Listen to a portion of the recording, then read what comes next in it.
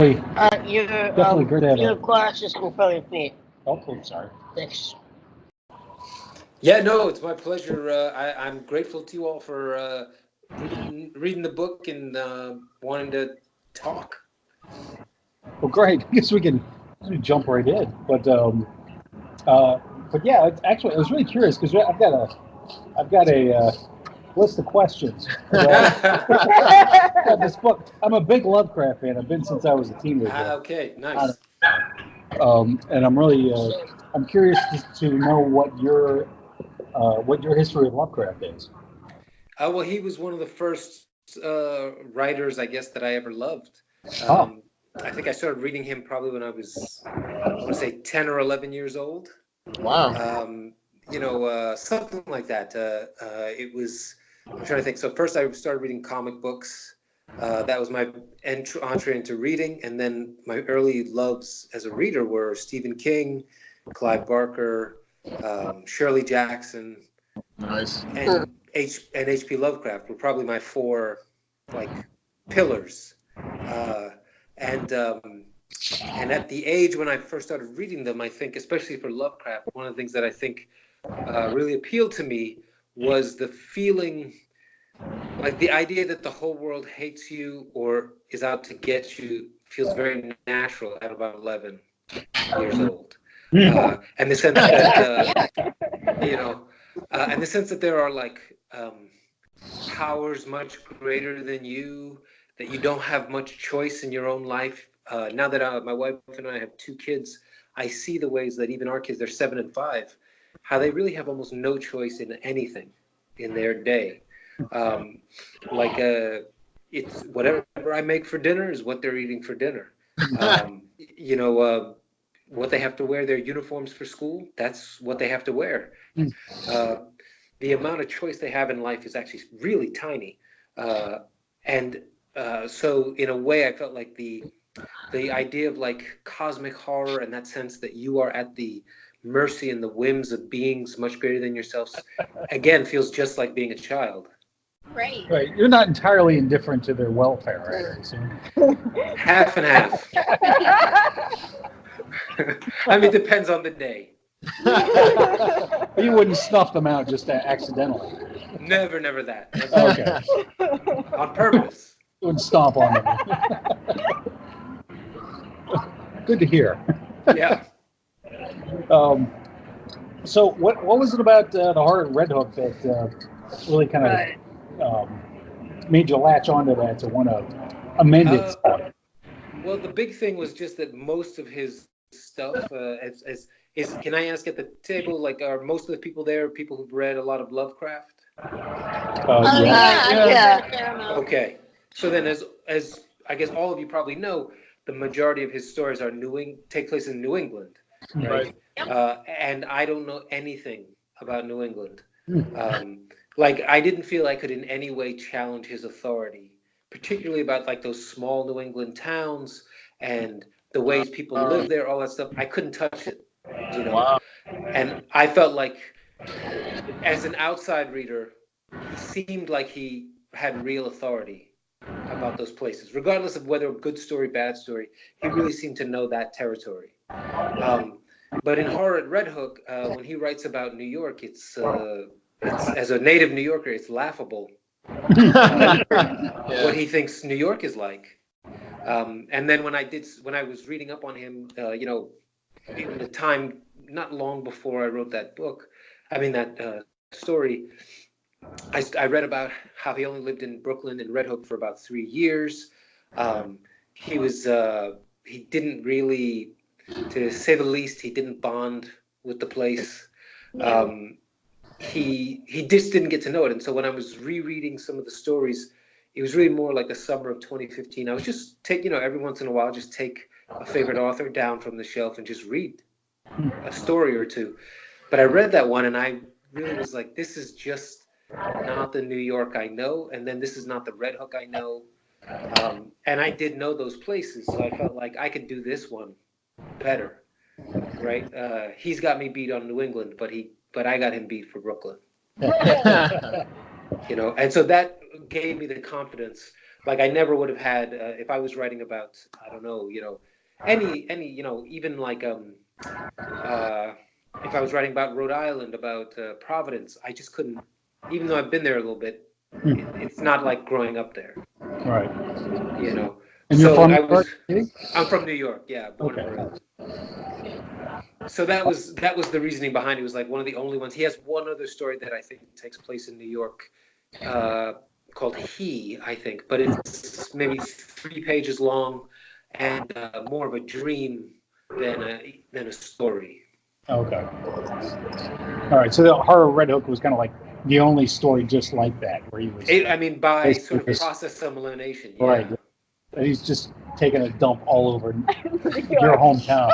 Well, I would say what I also felt like is it just seemed to me like he just didn't know it. Mm-hmm. That was the big thing for me. I will say this thing, and I apologize if this seems off, but I was talking with a friend of mine as I was driving back from Providence, from a conference there, and at a certain point I drove through the Boston area. And I was talking to a buddy of mine who's from Boston, and I told him, I was just like, man, everybody was just driving so fast. And I said, and I was going like 80. I was going like 80, and people were just shooting past me. And he was just like, 80? Were you in the slow lane? And I really felt like it was the kind of thing that I thought like the laughter even that some of you just had is only the laughter of people who know. For me, what seemed like a revelation is so common that you wouldn't even like mention it in a story, right? Except that you had to get it halfway across town and it took you 3 minutes, or I don't know, however it would work. But it was that kind of a sense of authority that I felt like I could bring. Gotcha. To New York. As a local, yeah. Yep. Yeah, exactly. That's it. Did you have to do any research for 1920s New York, or just kind of? I did. No, I definitely did. There was in particular there's a great site called Digital Harlem. That is an archive site of like tons of basically like news reports, things like that for Harlem from about 1915 to 1925. And so even like so the Victory Club, that whole thing, I didn't make that up. That was a place in Harlem. I mean, the interior of that place was not the place I wrote, but the existence of that place was just, it came about just because I was reading about something in passing, and they just mentioned this like social club for Caribbean people, and I was just like, oh, I should add that in, and it'll add another layer of like even just because Tommy is from Harlem doesn't mean he knows everything about Harlem. Where they serve the variety of food in the Victoria Club, was that something that you added, or was that like an actual thing that they would do in the club? Well, I added the specifics, and so the club, like I really couldn't find much more than just the name and the name that the club was a social club for Caribbean men specifically to hang out. So I kind of extrapolated the rest. But what I wanted to do with the food, because I always feel like one of the ways you get to know a people is by the food that they eat. Right. And so I thought like one of the ways I could tell you how many different kind of cultures there were in this community would be just by the different people selling their food at each meal. And you'd go like, oh, that's Puerto Rico, that's Trinidad, that's Jamaica. Yeah. And so I don't have to have characters who necessarily talk about it, but you know from that food that they must be there. The food was a nice twist too, because with Lovecraft's original story, he was like frightened of the other, right? But with this different food, it's like a homey, like pleasant kind of thing twist on on those different, So homey. Oh, thanks. Yeah. Yeah, that was nice. Thank you. I hoped that would make it feel like a place you might want to visit. Yeah. It's a mofongo. Yes, right. That's right. Definitely. But as far as your kind of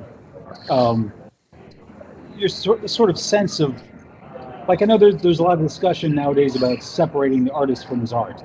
Yeah. And that's a hot topic in Lovecraft studies now. Sure. I'm kind of curious about, because I've read articles not too long ago about people just saying, F Lovecraft, we should just expunge him from from the literary memory. Right. That's an outlier, but I've read articles just like that. Sure. I'm curious about what because I mean, a lot of people like you do get into Lovecraft early, and you could see, especially this day and age, some young white kid reading Lovecraft and really latching on to that whole, yes, we must be careful of the Mongol hordes. I'm curious about what your take on that is, or what your view on him as influence. Well, I mean, I guess at this point, the way I try to think of, the way I think of Lovecraft is basically like, he's your kind of troubling uncle, right? And like, I feel like when I've done talks about this book in particular and going out and about Lovecraft, I talk about like, when I was a kid, my grandmother, let's say, or my mother, or an uncle, or an aunt. I mean, there's lots of choices. When we come home, everyone got together for Christmas, Thanksgiving. It's almost like a cliche now. At a certain point, one of my uncles would get drunk enough. My grandmother might have a little too much sherry, and they're just going to start talking bad about some group of people who they shouldn't, right? And the problem of life, or the complexity of life, is that person will talk that way, and that person is also the person who put a Band-Aid on your knee, or brought you cookies that they made at home. And like the idea of getting rid of Lovecraft entirely, for me as a person who essentially was raised by him on some level, would be like saying, I'm not going to give my grandmother a kiss when I see her. Wow. Or I'm not going to give my uncle a handshake. But it doesn't mean that now that I'm an adult, I won't also say, Grandma, she's kind of messed up about this, right? I mean, like, it doesn't, just because you love someone doesn't mean that you avoid criticizing them, would be my feeling. And in fact, I do think it's healthy to say that, like, you can love something and also take issue with it. Right. So I think, like, the thing I have found, though, is a lot of the people who, or some of the people who I've met who say just to throw him out entirely, are usually people who didn't read him, like, it didn't get in the bloodstream young enough. And so as a result, it just doesn't hold. But then you say to them, well, what's something you love? And they name C.S. Lewis, say, who has some weird stuff, lots of weird stuff in there. Whoever you want to name, and they say, well, no, but C.S. Lewis I want to keep. Lovecraft I want to get rid of. And you say it's just because they were in your family early. Right. And so I feel like there's room for a discussion that just says, I mean, like I hoped the book read like someone who had a lot of axes to grind with Lovecraft, but also who loved him and was deeply sort of influenced by the cosmic horror and all that. So I hoped that both of those things came through, and not just the criticism, and also not just the adoration. It was so clearly in that world. Yeah. It's kind of hard to. It would be kind of hard to deny that you weren't strongly influenced. But I mean, you wouldn't set your entire story so deeply in that world if it weren't just in you. So. I think so. I mean, or you do see sometimes people do write things simply to tear down or criticize, but I think you can usually read that and you just kind of say, like, okay, after 5-10 pages, I get the point. Yeah, I mean, pieces like that, you seem like they would be satire, but yours was taking it very seriously. And I hoped maybe not quite as seriously as Lovecraft usually did, but pretty seriously. What were you saying? Oh, I was going to say, can you hear me? Yes. Okay. I was going to say, I'm just going to lean in. I was going to say that someone, and I forget who this was, said online something to the effect of, Lovecraft built this sandbox, and even though he's gone, the sandbox is still there, and we can all play in it, and we can make it better. Nice. So I thought that was an apt sort of metaphor or way to discuss that, and how Lovecraft created a sandbox full of cosmic horrors, but we're all allowed to play in it.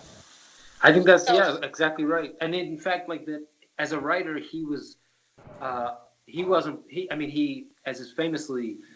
had friends write stories that used his characters and his ideas, right? And he wrote stories that referenced his friends.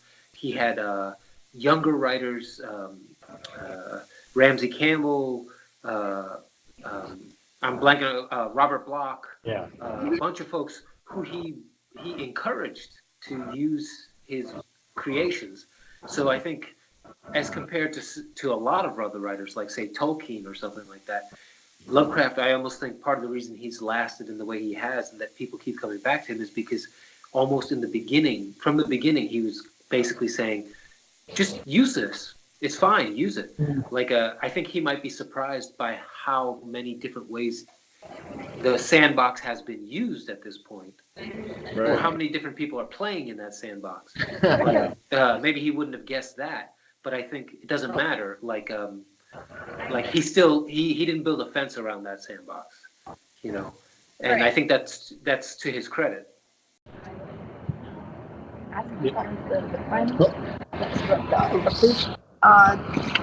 The detective. Oh, well, the The detective. oh, yeah, right. I was just reminding me about I'm trying to smell. I got some hiss. I was just actually, this is sort of apocryphal, but you're a private detective, Howard. Yeah.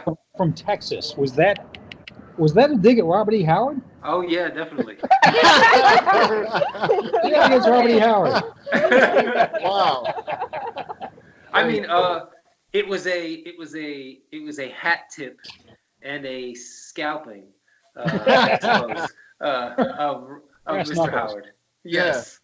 I mean, a fitting death for anyone who comes from Texas, right? I mean, I felt like I really appreciate that all of you got that reference. It means so much to me, because there have been times where people thought I was saying basically like he's Howard Phillips Lovecraft, and I just thought like, but the Texas thing. I mean, to my mind, there's so many clues that it's Robert E. Howard. The only thing I took out was that he was sending money back home to take care of his mother. Right. Okay. Because I just thought it was like. It's just, and also like, well, what does this add to the? I'm trying to move quickly. What does this add? But I felt a little bad about taking it out only because I thought it would make him, in some ways, it would show another aspect of his humanity. Right. Like, even though he's this guy in New York, he also has a mother he's caring for. But in the end, it just seemed like my editor said basically like, how many Easter eggs do you want to put in this thing? But I thank you so much for knowing that that's my It's like, what's the guy against Robert E. Howard? I mean, I just find him. The guy's a total a-hole. But I feel like he's an interesting. Robert E. Howard is also an interesting guy, an interesting character. Maybe who deserves his own arc in something else, right? Like, I just find him a similarly complicated character who maybe someone from Texas or from Sumeria could do a better job of taking apart. Well, another question that's been another question that I had about that was about the story specifically was your use of different kind of, not mythologies, but different kind of I don't know what you call it, but like the Supreme Alphabet. I had to do some research on that. Yeah. And it's a Nation of Islam thing? It's not. It's a group who was an offshoot. Like there was a guy who was in the Nation of Islam in the 50s, I think. And he felt like the Nation of Islam is not the right place for me. I don't want to do this anymore. And so he left, and he started this group called the Nation of Gods and Earths. And his basic idea, this guy's name was Clarence 13X. In the Nation of Islam, what they would do is they would drop their last names Like because Mount. they would say those are the names of our slave owners. We don't know what our names were from our ancestors, so we use an X. And so he was the 13th Clarence at that temple, so he was Clarence 13X. But his whole philosophy, what grew out of it, was this this group called the Nation of Gods and Earth, also known as the Five Percenters, who were super influential in like 80s and early 90s hip hop, which is one of the music I grew up on. Like so- Wu-Tang Clan, I think. was Wu-Tang Clan are pretty much all Five Percenters. Interesting. Eric B. and Rakim, more like old school hip hop. But even like even Tribe Called Quest, De La Soul, even like much more sort of like middle of the road or like commercial hip hop, you would see 5% sort of ideas filtered through. And one of the basic ideas, one of the basic ideas of the 5% Nation was that the black man is God on earth, right? And the black woman is the earth, and the black children are the seeds, right? So for me, as a black kid growing up in the 80s, one of the things that was revelatory about this was that there was pretty much nowhere else in popular culture or literature or anything that ever said anything as sort of radical as black man, you are God. Right? And one of the points that they would often make is like, so Michelangelo's painting of the Sistine Chapel, right? There's Adam pointing his finger out, and then there's God pointing his finger back, and the two of them touching, right? Yeah. But when Michelangelo was making that painting, they said like, well, where did you get the face? Like, whose face is that for God? And he says, just my uncle. Right? Because he had to pick somebody, right? But 50 years, 100 years, 500 years pass. That is one of the great works of art of human civilization, all human societies. But over time, that uncle's face has become, for much of the earth, the picture of the face of God in their heads, right? And it's just that Michelangelo literally was like, that's my uncle. I think he's great, right? And so I like to tell that part of the story just to sort of point out that almost all human beings have a very natural inclination to put their faces in the face of God, right? Right.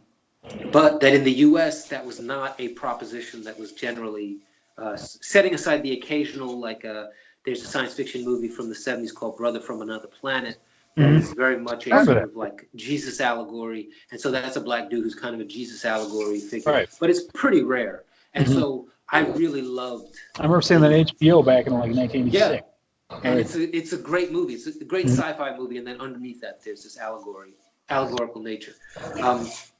But so for me, and like for lots of kids, particularly black boys in hip hop, that really dug in the Nation of Five, the 5% Nation's sort of teaching that you are God. And the whole point was just like, we are going to counter all the negative sort of propaganda about you as a human being for the last 400 years by telling you are God.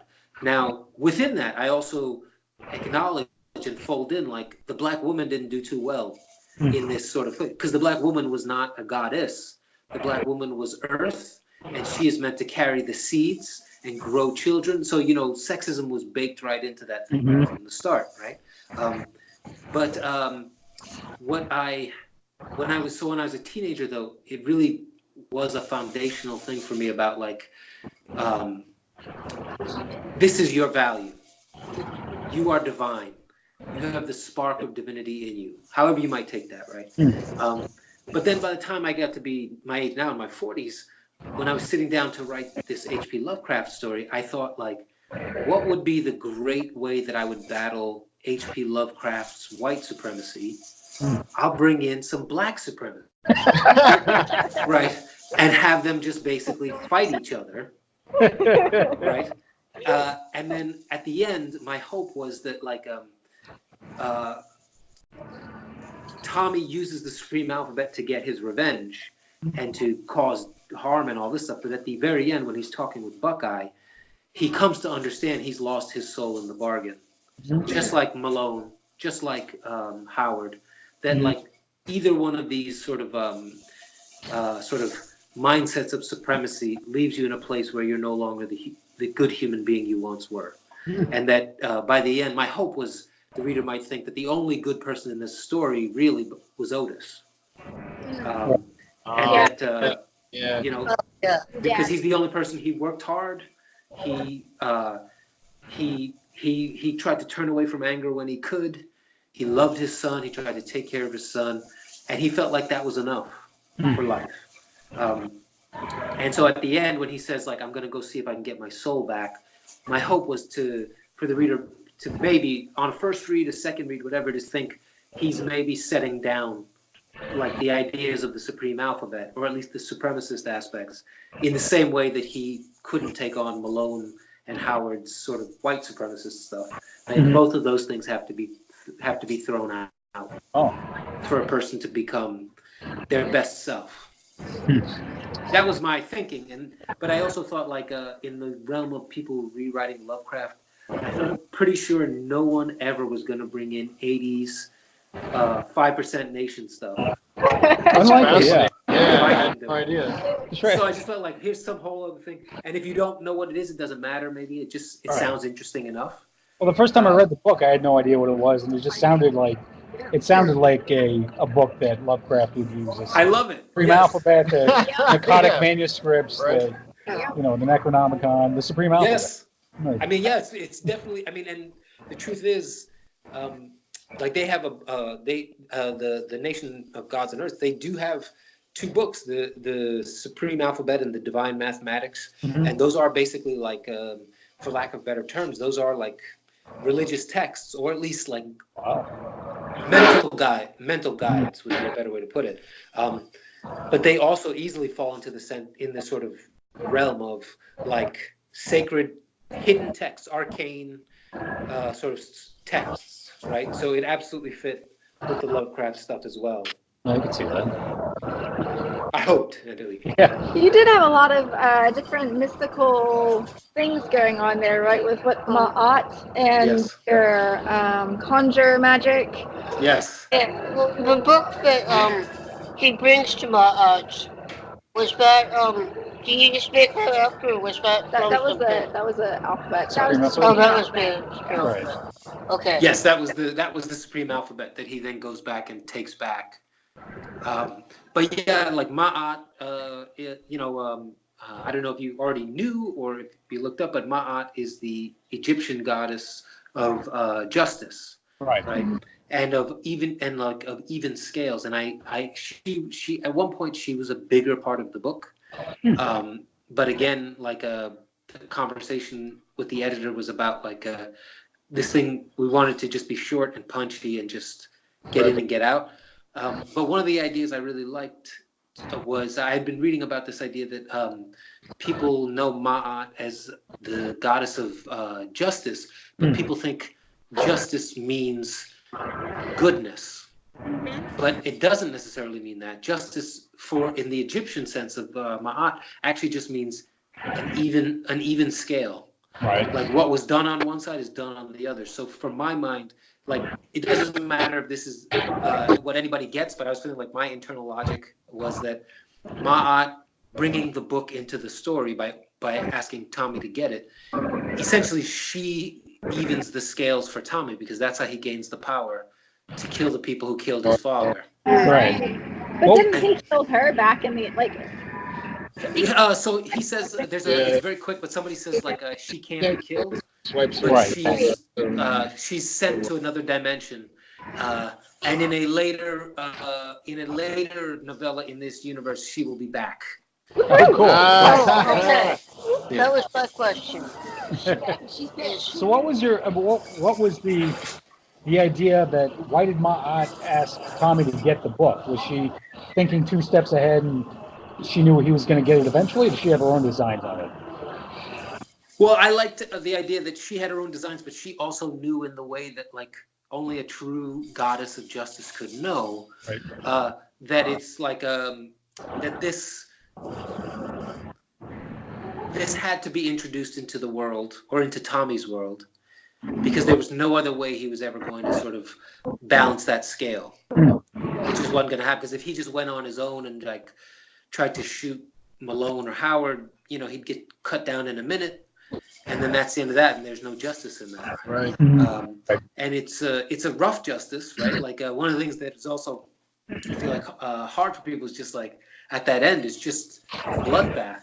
Yeah. Right. Nothing but blood and then eyelids coming off. Right. Right. But I felt like, again, going back to that sort of I couldn't get my check. that old school sense of like not the modern take on like how these things work out, but the very old school, like, you know, Old Testament style justice was not about like, now let's all be buddies. It's like, I wipe out your city, you wipe out my city. Right. We'll just keep moving, you know. And I got to say that when Malone goes to Ma'at's place, I think that was probably one of my favorite scenes in the book, just because the Malone's sense of the enormity of the hidden enormity of Ma'at was so horrifying to me. It was just, that's great. She's filling up the rest of that. That was like that. spectacular. Yeah. That was awesome. I thank you so much. Like I definitely was also trying to think about like I've been so gratified by, even though I had to edit her down, how much people were drawn to Ma'at as a character, like, has been really gratifying for me, especially when I consider like, okay, how am I bringing her back, and would people want me to bring, like when I finished, I was like, I love Ma'at and I want more of her, but maybe nobody else will care, you know. But that has not been the case. In fact, like people have just been like, so what's going on with that Ma'at? You know? And it's I'm grateful for that, because I want to return to her. There was a scene too I noticed where toward the beginning, Tommy Tester, like he's yelling at the cops like don't you know what she's going to use that book for? Yeah. And it's implied that he knows more about the occult than he lets on. Like does he know more than like it's exposed in the book, or is that something just like? Yeah. Oh, sorry. Go ahead. I was like, how much of the occult does Tommy know before he picks up the Supreme Alphabet? So my thinking was that, like, I mean, this isn't his first career job, you know, like he's been at this work for a while, and so even if he doesn't know, like, specifically she's planning to do this or this thing, he knows the enormity of what she's been given, right? It's like if you knew somebody, just like if they said like they hired somebody to bring I don't know, this is a thermonuclear device, right? And then he took out like this is my complete ignorance, one of the firing pins or something like that. Right. Yeah. And then these guys just got it back. They just said, no, it's fine, just give it to her. And he's like, I really think this is a bad idea. So that was more my thing. Like, he has a sense of its power. Okay. That even makes if he doesn't know the plan exactly. interesting.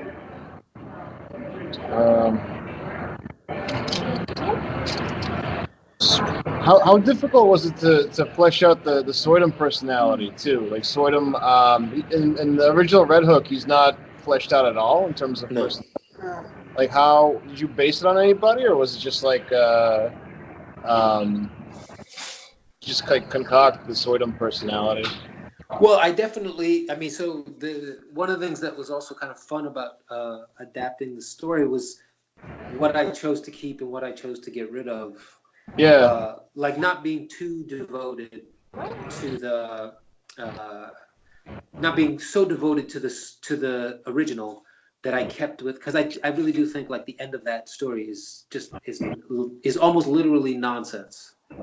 You know, like once he goes to the thing and then there's a golden altar and there's something. Yeah. Even when I read it closely and I still go, I don't understand what on earth is happening here, right? So it made me feel like, I'll pick and choose what I want to keep, you know.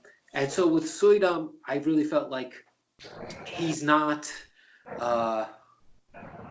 like you say, he's not enough of anything. Right. So that what was great about that is that actually means I can make him something, you know. And so if I'm honest, like there was a part of me that was stealing from this guy, the actor. You know, I mean, he's in everything. Hannibal Lecter. Anthony Hopkins. Anthony Hopkins. Anthony Hopkins. I was stealing like a little bit of Anthony Hopkins. I was stealing a little bit of Colonel Sanders. You know, and I thought like those things together. And then there's this on the better side of him. There's this academic called Robert Farris Thompson, who I worked in college, like in a museum, and I got to see him talk. He's a pretty famous anthropologist. And so the parts of Suiram where he actually seems like a guy who is smart, I think, and charismatic and has some interesting ideas. I based that because I didn't want it to just be that he was a buffoon. I wanted to feel like, oh, actually, sometimes I almost agree with this guy, or I do agree with this guy. He's not awful, and then it turns, and you kind of go, oh, he falls short of what he could have been, and that was. I felt like if I mixed those three people together, I could get all of those touches. That's one of the things I loved about the book is you fleshed out the characters a lot more than Lovecraft, in the sense that like Malone, Soydam, also like they all have more depth, which was a lot more fun to deal with, I think. Thanks. I mean, I did remember Lovecraft. Like I guess one of his famous quotes is that he didn't really care about humanity very much, and it shows in his characters. They're really just there to express the deeper ideas or to encounter the cosmic. Right. And I love that for that. But I feel like one of the nice things about like playing in his sandbox, as you said earlier, is that there's still room for whatever you might add. Because it's not like, I mean, I always feel bad for people who try to do, I guess most people don't try to do, but if they ever try to do like a Tolkien kind of thing, like he filled that world out so much. Yeah. There's not really room for just to be like, oh, you know, for a little while there, Strider like opened a business. Like, he's just like, no, on page 322 of the Codex, it says Strider never opened a business. Okay. So I was grateful for that, and I'm glad that it came through. I had a question about, you mentioned Easter eggs, and I thought I caught an Easter egg, and I was just wondering if you could confirm it for me. Is there a reference to Benito Cereno by Herman Melville? Yeah. I did catch it. Way, really? Yeah.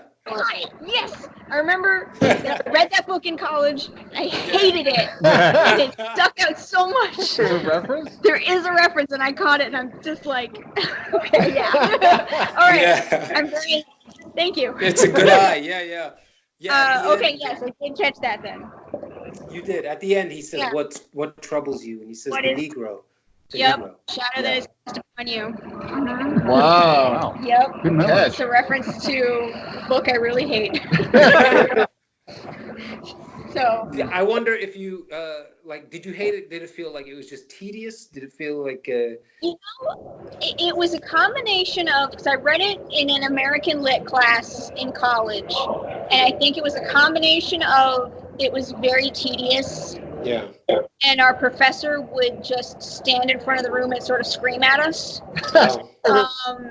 She was not a really great professor. She was kind of one of those professors that you have where if you offer up an opinion that differs from her, she just says, no, you're wrong, and gives you an F. Oh, jeez. So that was... so I think that's what tainted my view of that book. I found it very tedious, and then I had a professor who screamed at me when my opinion was different from hers. Well, I'm sure we all have had this experience where there's a book that you love, and then somebody just tells you something like that, and I mean, maybe you wouldn't have loved it even under the best of circumstances, but you don't even get the chance to find out. Right. You would love it. because that person just pissed in the pool kind of thing. Right. Yes. Yeah. Is So- that a book that you love though, Benito? I loved it, but not. So I read it also in college, and along with I took a Melville class, and then just slept through like the whole semester. And then only later, I think what happened was at some point, I want to say, like in my 30s, like early 30s or something like that, I picked up Moby Dick, trying it again. Nice. And it was the first time, number one, I read it, not in a college course, not for a grade, anything like that. Just reading it on And it your was own. the first time, yeah, and it was the first time I realized how funny it was Yeah. and how weird it was. And then later in the book, how like it's kind of an adventure novel too. Like when they're on the high seas, and there's a whole scene where somebody gets trapped inside the head of a whale that's falling into the ocean, and then they have to cut him out from the bottom. I mean, and just being like, why didn't anybody tell me that this was like a funny adventure novel? And it was because like it had crossed into literature. Now it was like serious literature, and therefore it couldn't be any fun.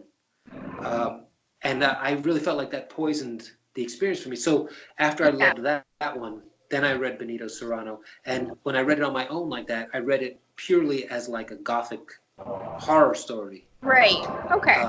And then I fell in love with it. And it was just like, I love this. I love this. And then it became a favorite, but it definitely took a while. Okay. So this was a pretty quick writing session for you, right? This one, yeah, 2 weeks. 2 weeks, Jesus. But, Really? But not, I would say it's 2 weeks to write the first draft. And then there was like another couple weeks of editing. But I put this out there to say, or the thing I always say after I say that is one of the huge helps that I had, because I've never written anything that fast again or before.